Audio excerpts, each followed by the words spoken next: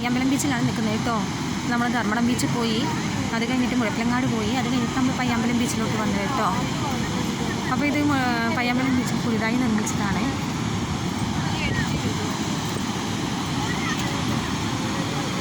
അപ്പോൾ അതിനെ നടക്കാൻ വേണ്ടിയുള്ള സൗകര്യമൊക്കെ ആക്കിയിട്ടുണ്ട്. അപ്പോൾ നമുക്കറിയാം 2-3 ദിവസം ഭയങ്കര മഴയ്ക്ക് ആയതുകൊണ്ട് വെള്ളമൊക്കെ നല്ല കയറിയിരുന്നു. അതിലോട്ട് ഇങ്ങോട്ട് പയ്യാമ്പലം ബീച്ചിലോട്ടൊന്നും അധികം പ്രവേശനം ഉണ്ടായിരുന്നില്ല. വെള്ളത്തിലിറങ്ങുമ്പോൾ സൂക്ഷിക്കണം എന്നൊക്കെ പറഞ്ഞിരുന്നു. ഇവിടെയെന്നല്ല, പല കടലുകളിലും കടലാക്രമണ ഭീഷണി ഉണ്ടായിരുന്നു. നമുക്കറിയാം ഈ കടലിനോടടുത്തായിട്ട് ഫ്ലാറ്റുകളൊക്കെ ഉണ്ട് അല്ലേ. ശരിക്കും ഇവർക്ക് ഒരു ഭയപ്പാട് തന്നെയാണ്.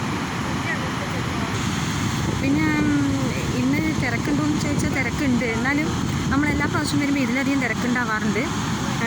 ഇപ്പോൾ മഴയൊക്കെ പെയ്ത് കഴിഞ്ഞിട്ട് കടലാക്രമണം ഉണ്ടെന്ന് പറയുകൊണ്ടായിരിക്കും ആളുകൾ കുറവ്.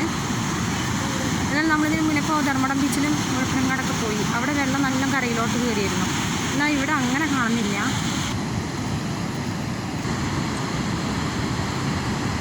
അപ്പോൾ കുറച്ചും കൂടി കഴിയുമ്പോഴേക്കും തിരക്കാവുമെന്ന് തോന്നുന്നു. നമുക്കറിയാം ഒരു 5 മണിക്ക് ശേഷമൊക്കെ വെച്ചാൽ ഭയങ്കരമായിട്ട് തിരക്കുണ്ടാവും. മീൻപിടുത്തക്കാരുണ്ട് ഇവിടെ, കാണുന്നില്ലേ ഇതാ.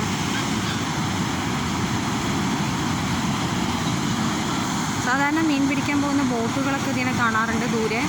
എന്നാൽ അതൊന്നും കാണുന്നില്ല. നമുക്കറിയാം ഭയങ്കര തിരമാലകളാണ്. കുറേ കല്ലുകളൊക്കെ വെച്ചിട്ട് ഒരു നടക്കാനുള്ളൊരു പാത, അത് പുതിയതായിട്ട് ഉണ്ടാക്കിയതാണ് ഇവിടെ. ആദ്യമൊക്കെ ആ ഭാഗത്തേക്ക് അങ്ങോട്ട് പോകുന്നത് അപകടമായിരുന്നു. ഇപ്പോൾ ഇത് നിർമ്മിച്ചതിന് ശേഷം ആൾക്കുട്ടികളൊക്കെ അതിനെ മുകളിൽ കൂടെ പോകുന്നത് കാണുന്നുണ്ട്. അങ്ങോട്ട് കുറേ ആളുകളുണ്ട് കേട്ടോ. പിന്നെ ഇവിടേക്ക് ഇരിക്കാനൊക്കെ ഭയങ്കര സൗകര്യമുണ്ട്. നമ്മൾ വേലിയേറ്റം വേലിയിറക്കം എന്നൊക്കെ പറയില്ല, അതുപോലെ തോന്നുന്നു. വെള്ളം കുറച്ച് അങ്ങോട്ട് ഇറങ്ങിയിട്ടാണ് തോന്നുന്നത്. സാധാരണ ഇതിനും കൂടുതൽ ഇങ്ങോട്ട് വരാറുണ്ട്.